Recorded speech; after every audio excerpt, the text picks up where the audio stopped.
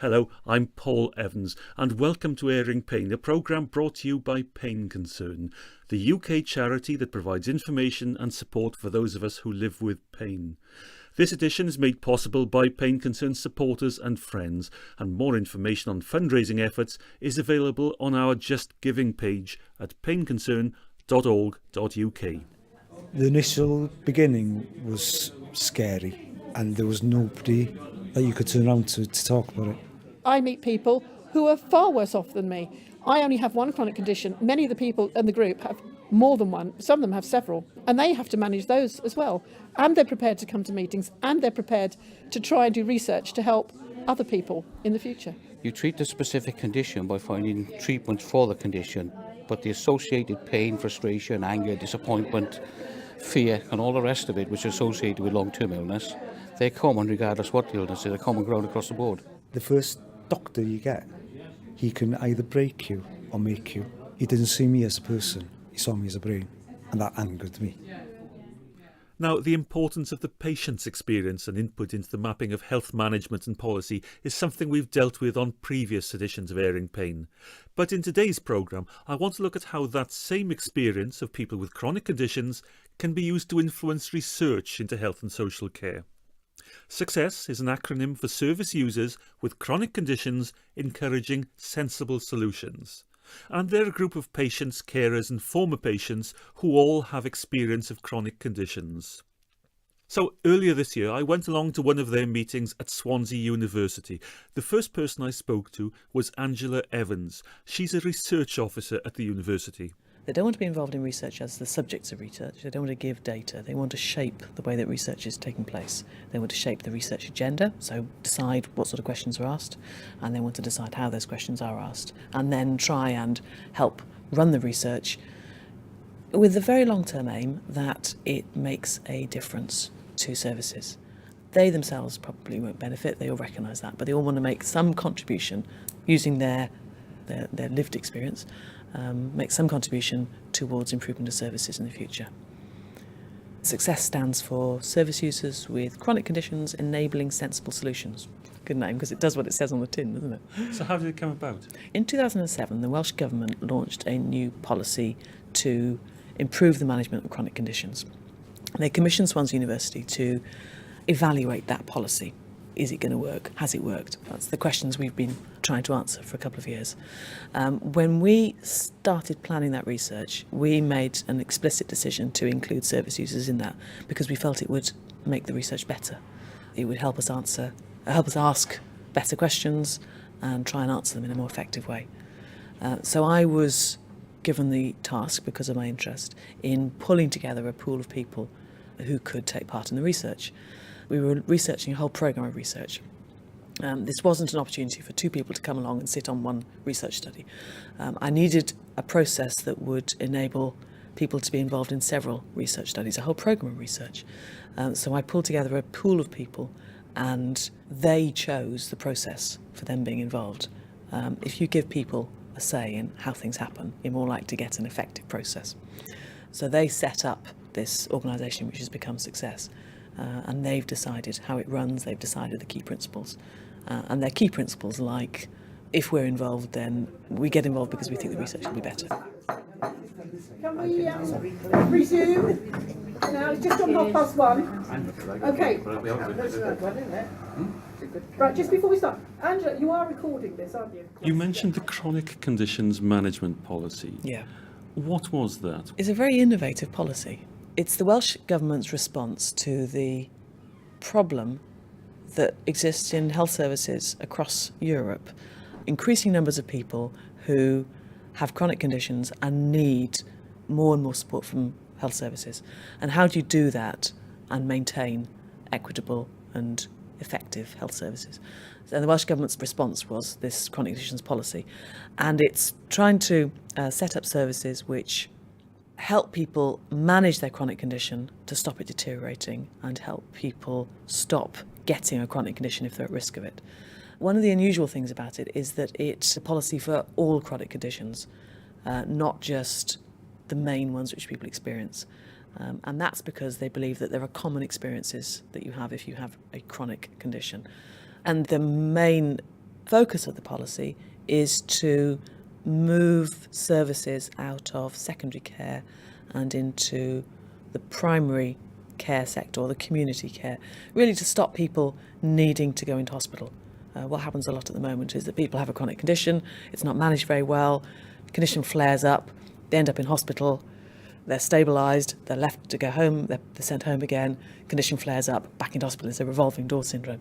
And the policy is trying to improve services in the community so that you don't end up deteriorating quickly and then needing to use secondary care services. The first page is actually success meetings. The second page are the regular research opportunities. So that's the Swansea University research team, the PRISM meetings. Prison meetings. Excuse me. I thought you said prison meetings. Okay, we'll come back to that misunderstanding later. Now, David Ray works in the College of Human and Health Science at Swansea University. His background is in social research and policy. There's quite a long history now of clinical research, medical research, which has tried to engage patients. And sometimes it's the other way, where patients have demanded that the clinicians or the research programs are carried out in areas which perhaps have been neglected, or services aren't provided or drugs aren't provided because there isn't sufficient research. So people are saying, well, how can we help make sure that there is research? And that's quite a long tradition now.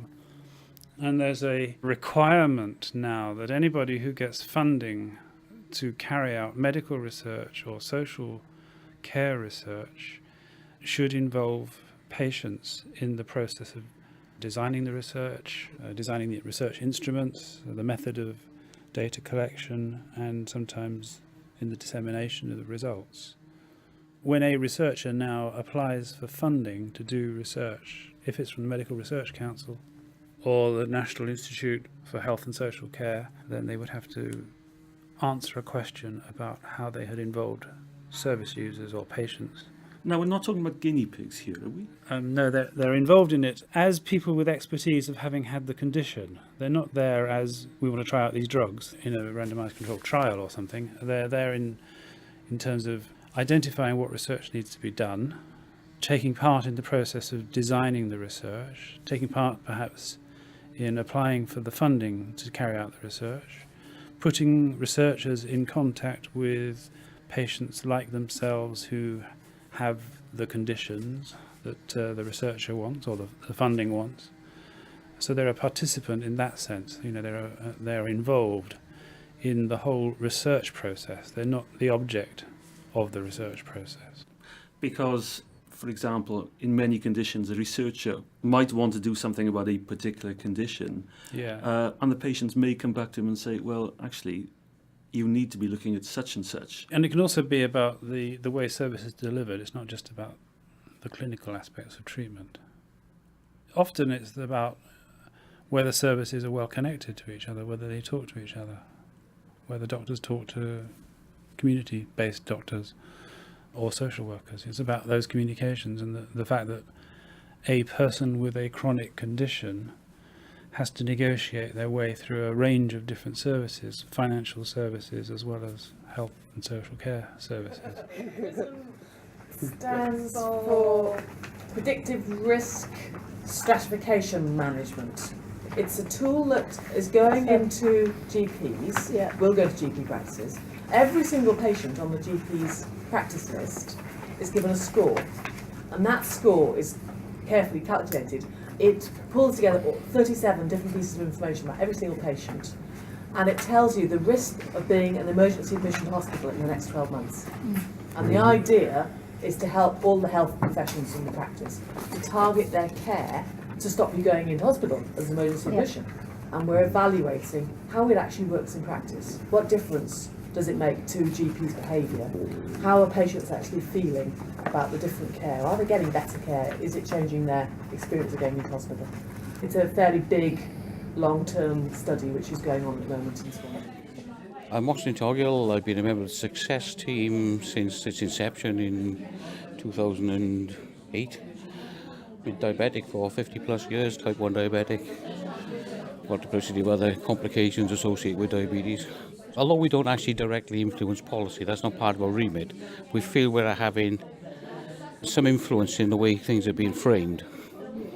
and we're helping the researchers to put a proper framework for the projects that they're doing. I think a lot of what we do is to occasionally just point out the obvious, because sometimes you can be too close to a problem and because you're so close you can't see it. The big thing that we did, we actually, before the change of the last election, where there was every LHB, every local health board, had to publish its chronic conditions management policies, and they were, we as a group evaluated those policies within a framework that we were given. But one thing that we did say with that, I mean, that as a group, I think that we generally feel that what there is too much localisation of services, not enough uniformity across the country, and that's one thing that I will certainly be wanting to fight for, and I think the group would support me in that. What we're talking about is whether there are any particular research items that you think we should. I mean, how do we research podiatry? I mean, podiatry is just one of the things. If there are a lot of elderly people who have foot problems living in an area, and they have got enough podiatrists. That's simple. They need to recruit more. There's no research there, is there? Really, it's just a case of, the health board or whoever it is needs to engage more podiatrists.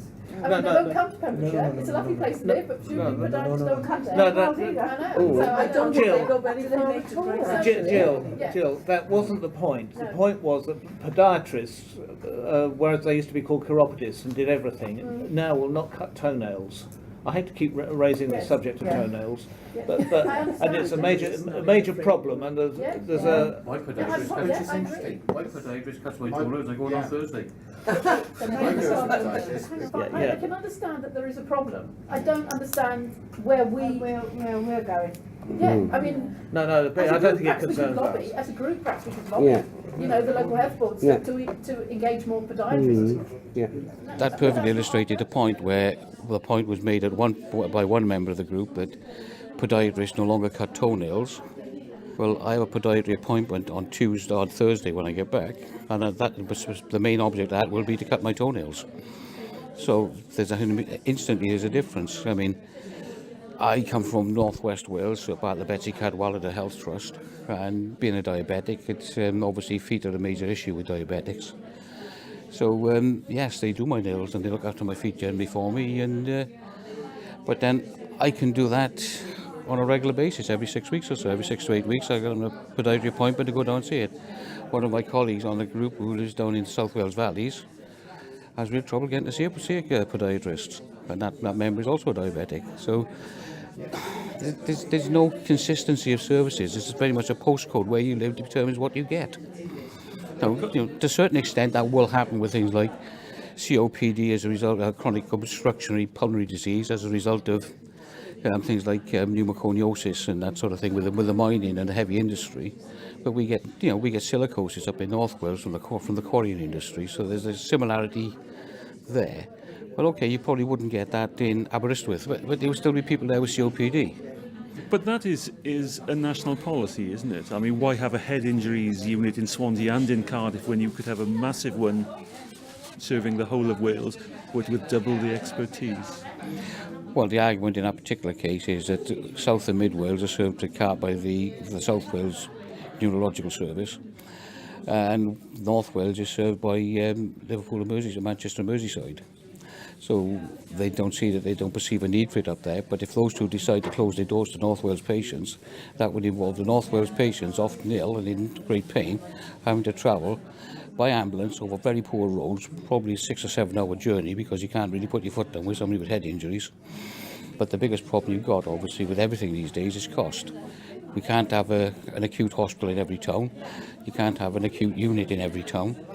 So you have to sort of do the best you can with what you got. And just by sheer volume of population, the bulk of the services are going to be in South Wales, in the old coalfield areas, basically, because that's where 2/3 of the population of Wales lives. The difficulties that people face, all the causes may be different. The difficulties that people come up with a chronic condition are quite common, right? They're quite common. I came through this initially via the Expert Patients Programme many moons ago, which effectively made you realise just how much common ground there was between people with different conditions. And that is where I think we should be focusing. You treat the specific condition by finding treatments for the condition, but the associated pain, frustration, anger, disappointment, fear and all the rest of it which is associated with long-term illness, they're common regardless what the illness is. They're common ground across the board. I mean, obviously, treatment for insulin treatment isn't going to help somebody with arthritis. Likewise, an arthritis treatment isn't going to help somebody who needs insulin. But they both suffer with poor circulation, both suffer with painful joints, and we both suffer with a list of common symptoms, shall we say. So what can you as a group do about this? Well, as a group, most research projects which involve lay members, shall we say service users, involve 2, 3 or 4 people on reviewing or advising or whatever, and they will take possibly a bigger sample for clinical testing. We're currently up to 17 members. We're the only group which has a total involvement in the research project as a group. And our particular focus is chronic conditions. Now, there are other groups out there which focus on particular illnesses. We try and take an overview and look at it all. We look at the service delivery for chronic conditions, full stop. That is our brief. What success brings is added value, because when a member of the success group goes to take part in research, gives the patient perspective into a research study, they're bringing their perspective and the perspective of all those patients behind them who are members of success, who have that common experience of living with chronic condition.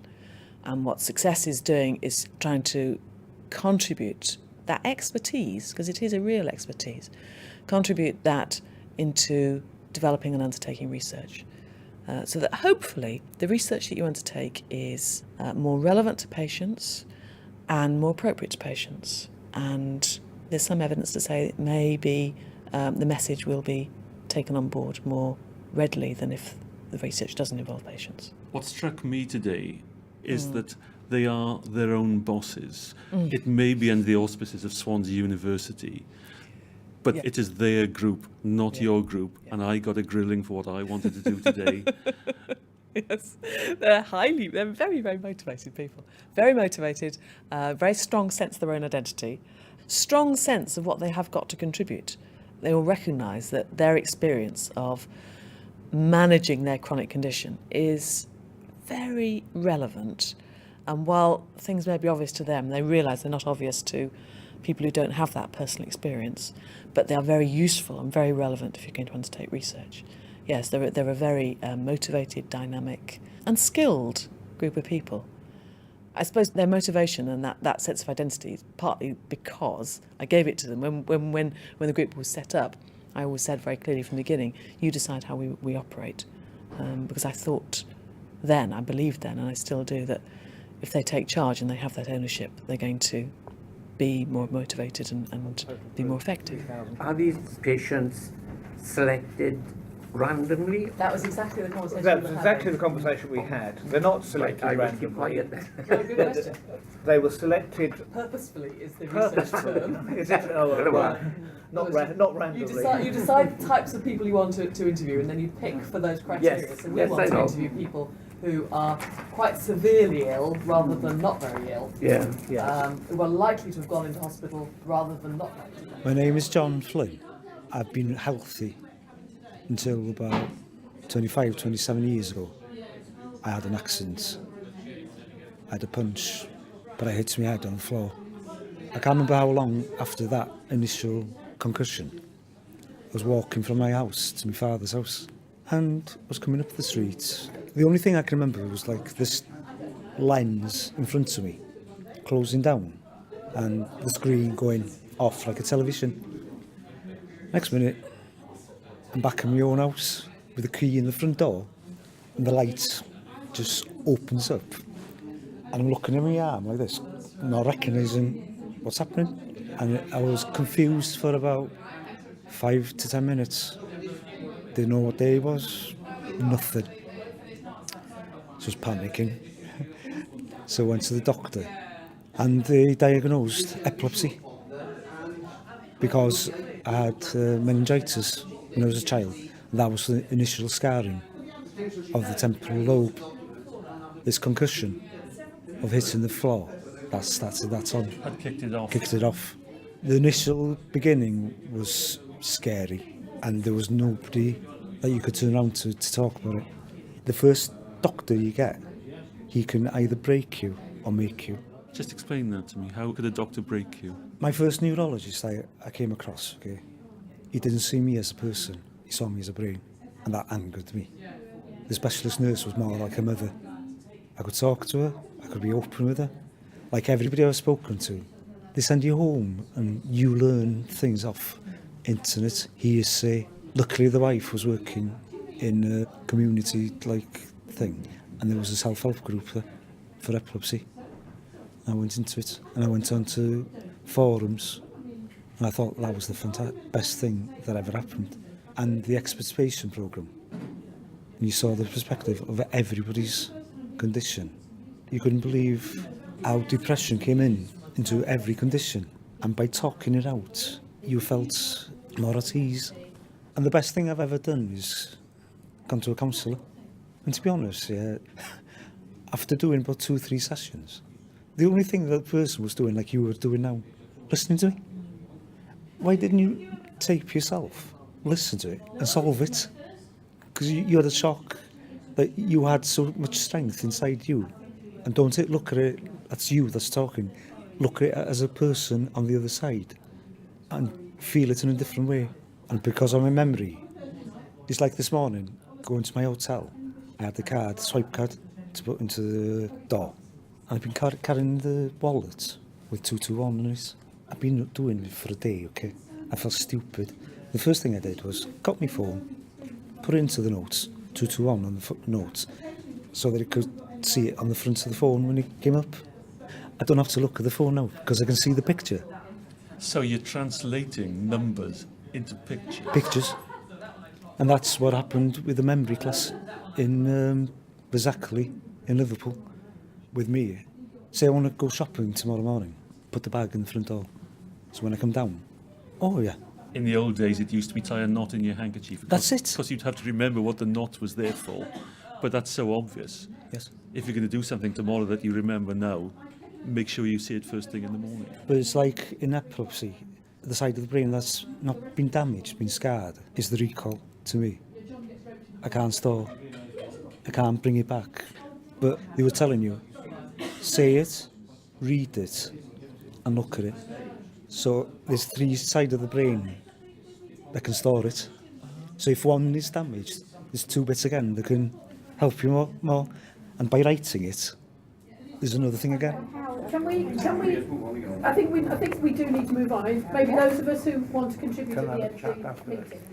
I'm Jill Edge, with a chronic condition known as ankylosing spondylitis, which is a rheumatic condition of the spine. You've been chairing this meeting of success today. Was this a typical meeting? This wasn't a typical meeting, actually, because for the last, say, 3.5 years, we've been meeting regularly as a group of people who all know each other. But today we had some new members. So in that sense, it was out of the ordinary, and we had to make a presentation about ourselves to the new members. So again, it refreshed our memories about what we're doing and what we're about. Okay, tell me what you're about. Well, we're a group of people, with chronic conditions, all varying chronic conditions, who've come together originally to help with Swansea University's health and social care research into the chronic conditions management policies of all the local health boards in Wales. That's what brought us together. We did some research. We worked with Andrew Evans, who was the researcher, and when we completed that, we'd formed such a relationship that we decided that we would stick together, depending on whether we got funding, to actually present ourselves as a group of people with chronic conditions offering our services to researchers for any further research. And what sort of research do you get involved with? Oh, it's been quite varied. Obviously, some of our group are involved in going to meetings organised by the Welsh Government. Those are research management meetings, so they look into all sorts of different kinds of research projects. We've looked at pieces of equipment. Some of us have tested pieces of equipment that can be used in people's homes to make them remain independent. These are people with chronic conditions who can remain independent longer. We've looked at data and interviews given by people with chronic conditions and tried to find themes to help researchers. The amount of research we've done is quite varied, actually, and it's usually very interesting. What's the most interesting thing you've been involved with? I think it's actually reading through some of the interviews. They're so revealing.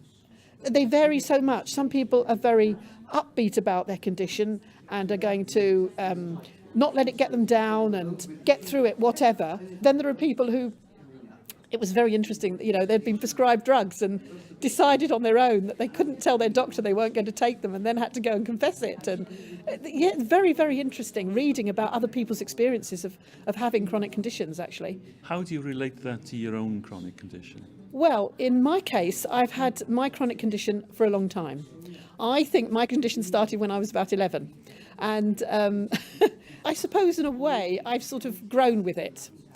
So I have a fairly kind of healthy respect for my condition, but I'm like one of the upbeat people. I don't think it stops me really doing anything that I want to do.